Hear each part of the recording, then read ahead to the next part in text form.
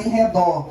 Disse o rei ao profeta Natã: ora, eu moro em casa de cedros, e a arca de Deus mora dentro de cortinas. E disse Natã ao rei: vai e faz tudo quanto está no teu coração, porque o Senhor é contigo. Verso 12 até o verso 13.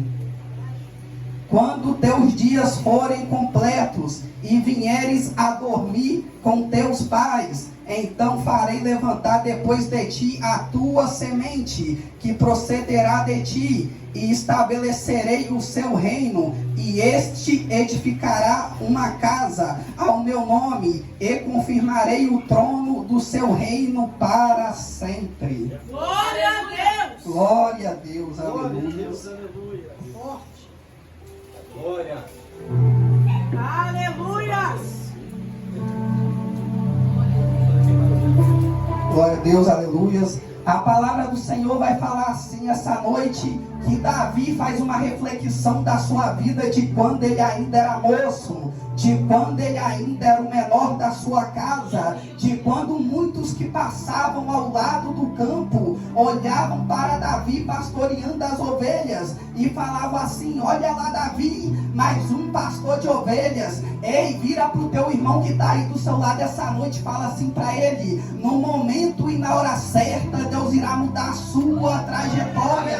Ei, enquanto muitos estavam olhando para Davi lá no campo, Deus estava olhando para eles e estava falando assim: ei, está vendo lá meu escolhido Davi? No momento e na hora certa eu irei mudar a sua trajetória.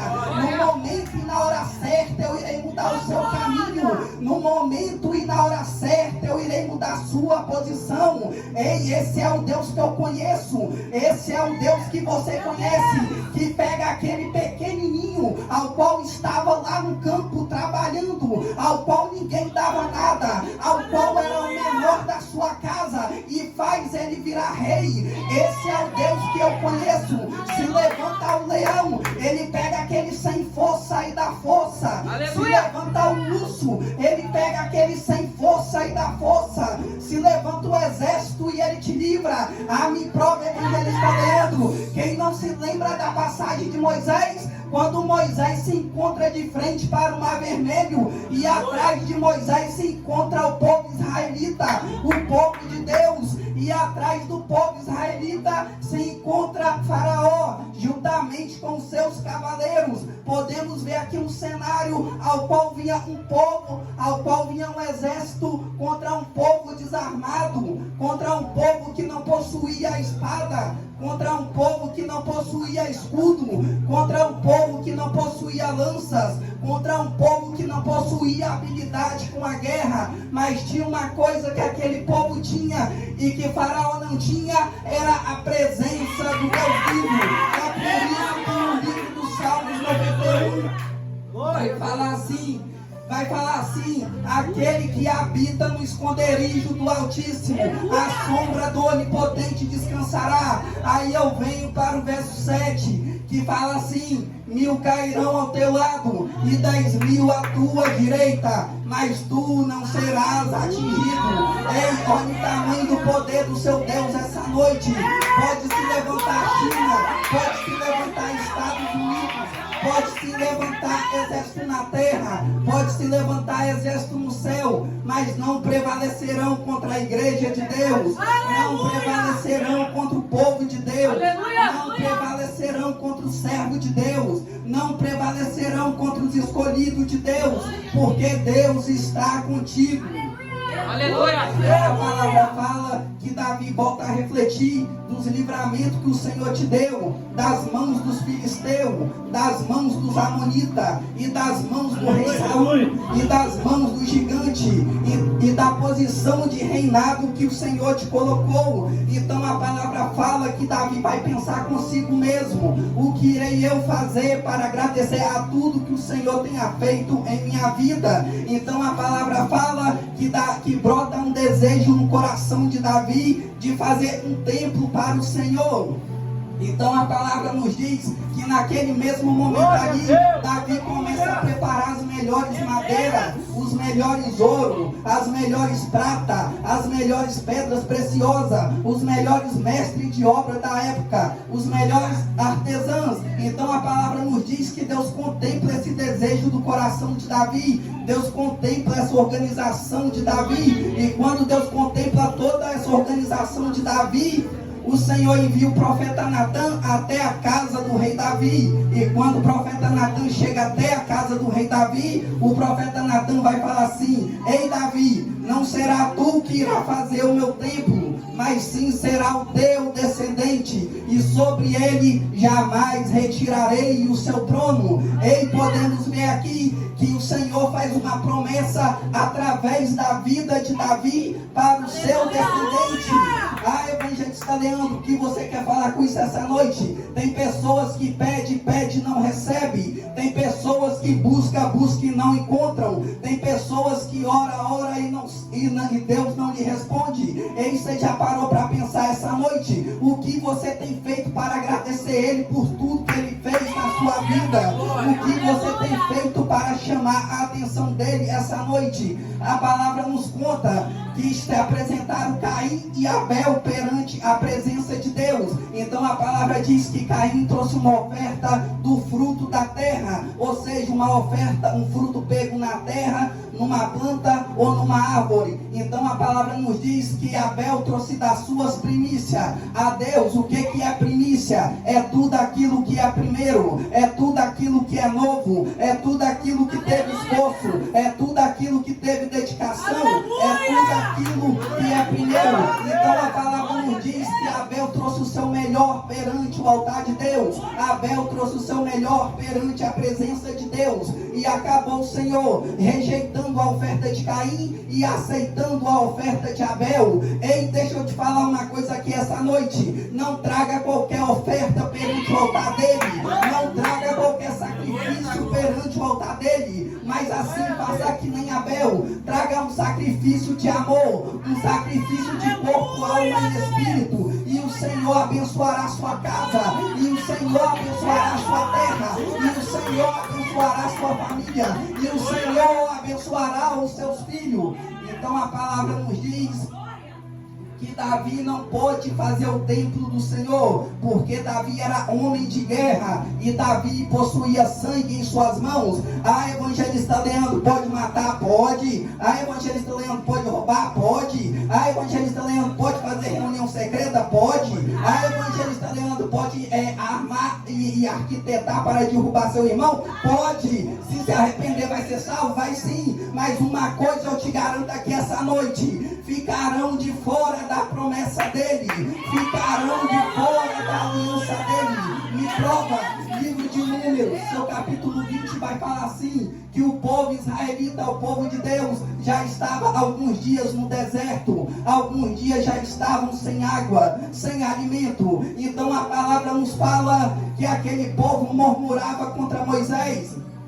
Aquele povo murmurava contra Arão, ao qual eram os seus líderes, murmuravam contra Deus. Então a palavra nos conta que Moisés sai do meio do povo e vai buscar uma resposta em oração perante a Deus. E logo Moisés, terminando a sua oratória, vem a voz do Senhor até Moisés, fala assim: ei Moisés, reúna o povo, reúna as crianças, reúna os jovens, e chega de frente para a rocha. E quando você chegar de frente para aquela rocha, fala para a rocha sair água, e esta sairá água, e todo o povo saberá que eu sou o Senhor Deus. Então a palavra conta que Moisés faz do jeito que Deus lhe falou: reúne o povo, reúne as crianças, reúne os jovens, e chega de frente para a rocha. E quando Moisés chega de frente para aquela rocha, ao invés de Moisés falar para a água sair da rocha, a Bíblia nos conta que Moisés, muito angustiado, Moisés muito aborrecido por causa das murmurações daquele povo, por causa das reclamações daquele povo, Moisés estende o teu cajado e bate por 2 vezes na rocha,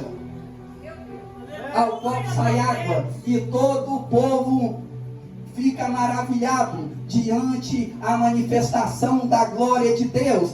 Mas a palavra nos conta que logo em seguida vem a voz do Senhor até Moisés, falando assim: ei Moisés, por que negastes meu nome perante o meu povo? Porque fostes desobediente, não entrarás na terra que mana leite e mel. Qual era a promessa de Deus? Qual era a aliança de Deus para a tribo de Israel? Era levar o teu povo até uma terra frutífera, até uma terra que produzia alimentos, até uma terra que produzia água. Ou seja, podemos ver que Moisés ficou de fora da promessa, Moisés ficou de fora da aliança, Moisés ficou de fora da terra prometida. Ei, deixa eu te falar uma coisa aqui essa noite: não troque a sua promessa pelas coisas do mundo, não troque a sua aliança pelas coisas do mundo, não troque a terra prometida pelas coisas do mundo, e o Senhor te abençoará.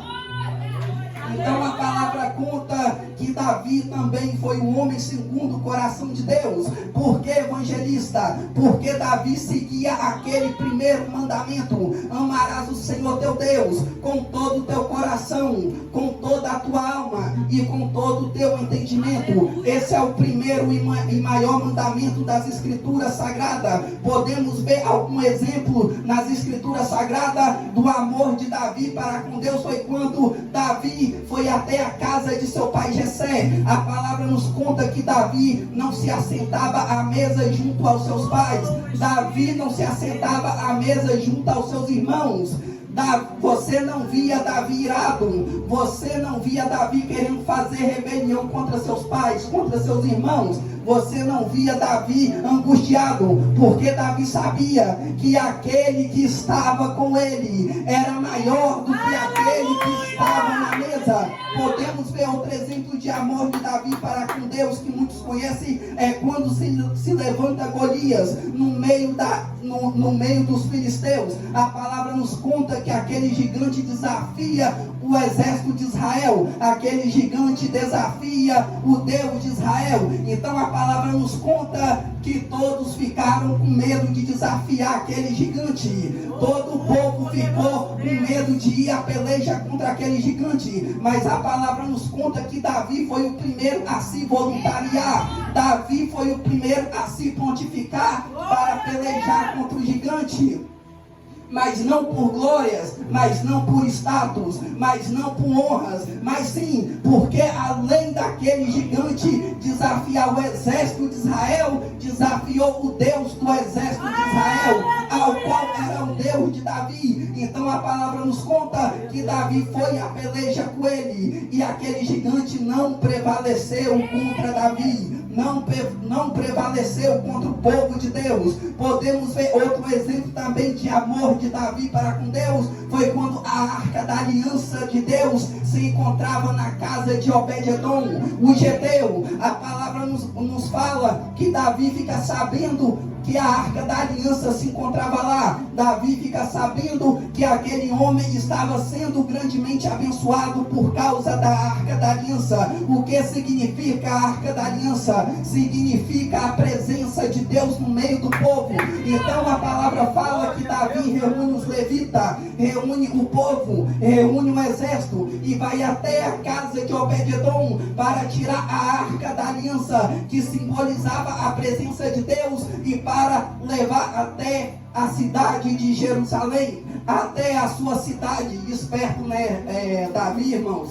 Ou seja, podemos ver que Davi queria trazer a presença de Deus para perto dele. Davi queria ficar perto da presença de Deus. Davi queria que a presença de Deus estivesse na sua cidade. Davi queria que a presença de Deus estivesse no seu reinado. Ei, deixa eu te falar uma coisa aqui essa noite. Quer ser abençoado? Chame a presença dele. Quer ser curado? Chame a presença dele. Quer que as bênçãos do Senhor te alcancem? Chame a presença dele. Ah, evangelista, como eu chamo a presença dele aqui essa noite? No livro de Marcos, vai falar assim, que todo aquele que vier até a mim, de maneira nenhuma eu atirarei ele para fora, de maneira nenhuma eu lançarei ele para fora. Ele levanta a sua mão para o altar e essa noite começa a glorificar, comece a chamar a atenção dele, comece a tocar o nome dele e ele te abençoará. Glória a Deus. Glória a Deus.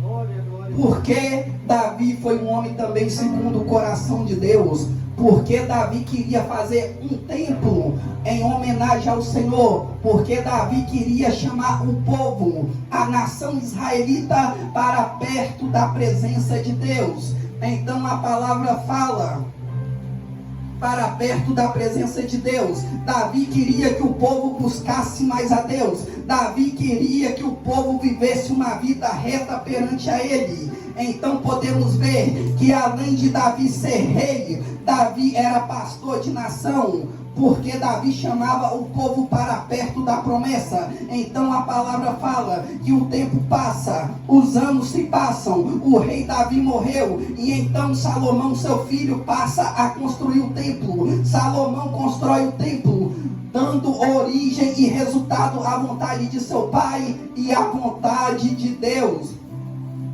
Então a palavra fala que Deus abençoou Salomão, tornando ele um homem mais rico daquela época, tornando ele o homem mais sábio daquele tempo. Então a palavra fala que Salomão foi abençoado por muitos anos, até que Salomão se deixou corromper, casando com as princesas de outros reinos, ao qual adoravam outros deuses, dando origem ao seu pecado. Então a palavra fala que o Deus de Israel permitiu o rei Nabucodonosor invadir a cidade de Jerusalém, destruir aquela cidade e destruir aquele templo, o qual já não serviam a Deus, mas sim outros deuses. Então a palavra fala que grande foi a destruição de Jerusalém pela mão do rei Nabucodonosor. Então a palavra nos conta que o tempo passa, o rei morre, então o seu sucessor, o seu filho, vem a assumir o seu reinado. Então a palavra nos diz que seu filho assume o seu reinado. Roma se levanta contra o povo babilônico, contra o rei de Babilônia, ao qual estava sitiado na cidade de Jerusalém. Então a palavra nos conta que Roma peleja contra aquele povo, peleja contra aquele rei. Então a palavra nos diz que Roma derrota aquele povo, assumindo assim a cidade santa, a cidade de Jerusalém. Podemos ver aqui que com todas essas batalhas, com todas essas guerras, já não havia mais templo. O templo foi completamente destruído, mas já não havia mais aliança, já não havia mais promessa de Deus no meio do povo, já não havia mais presença de Deus no meio do povo, porque a arca da aliança foi destruída. Mas a palavra nos conta no livro do Novo Testamento que lá em Belém a arca da aliança desceu do céu, mas não para salvar os judeus, mas não para salvar só um povo, mas não para salvar só uma nação, mas para salvar o mundo das trevas, mas para salvar a mim dos grilhões da morte. E quem era a presença de Deus que estava no meio do povo? O nome dele era Jesus Cristo, o Filho do Deus vivo. Então podemos ver que a presença já não estava mais no templo, mas a palavra fala que ele, Jesus, a própria presença de Deus, andou com os discípulos, passou lá na Galileia, e onde ele passava, aleijado andava, aonde ele passava, demônios começavam a correr, aonde ele passava, cego começava a ver, aonde ele passava, a miséria ia embora, aonde ele passava, tinha multiplicação. Meu Deus! Aonde ele passava, a morte ia embora, tinha vida, porque Jesus era maior que o templo, maior que todos os profetas. Aleluia! Glória a Deus, aleluias. Louvado e engrandecido. Forte, Jesus. Glória, glória a Deus, aleluia. Deus maravilhoso, meu Deus. Tu és fiel, Jesus. Glória a Deus. Então a palavra fala lá em João 2,19, Jesus estava em Canaã da Galileia, depois de ter operado um grande milagre, de ter transformado água em vinho. Então a palavra fala que Jesus foi para Jerusalém, e entrando ele no templo, encontrou ali vários judeus fazendo comércio daquele templo. Então Jesus falou para ele: vou destruir este templo, e em 3 dias irei reerguer ele, irei construir ele. Mas a palavra fala que eles não entendiam que Jesus estava falando da sua morte e ressurreição. Então a palavra fala que ele foi até a cruz do Calvário, e como ovelha muda, ele sofreu por mim e por ti, e comprou a nossa salvação de Deus a preço de sangue. Então a palavra fala que ele morreu, mas ao 3º dia ele ressuscitou, e por amor a mim, por amor a ti. Então Jesus nos deu o direito de ser chamados filhos de Deus, porque a palavra fala: assim como por um homem que foi Adão entrou o pecado no mundo, assim também por Jesus Cristo veio a salvação. E antes dele subir aos céus, ele apareceu no caminho de Emaús para 2 homens que estavam muito tristes com a sua morte. Então a palavra fala que Jesus começou a pregar para eles. Então a palavra fala que Jesus, se retirando dali, insistiram para que Jesus ficasse. E então, quando estava à mesa com eles, tomou-lhe um pão sobre sua mão, dando graça, e o partiu. Então a palavra nos conta que se abriu os seus olhos e reconheceram que ele era o Cristo. Então a palavra nos fala que quando aconteceu isso, Jesus apareceu para todos os discípulos, e antes de subir para meus céus, ele falou: eu vou, mas eu vos enviarei o Espírito Santo, o Espírito Consolador, não os deixarei órfãos. Glória a Deus, aleluias. Irmãos, e até aqui o Senhor me trouxe, né? Eu vou estar chamando meu filho Kemuel para estar louvando um corinho. Ele está louvando um corinho que ele me pediu, né? Reservei esse tempinho para ele. As horas já não esperam, né? Vai dar quase 9 horas.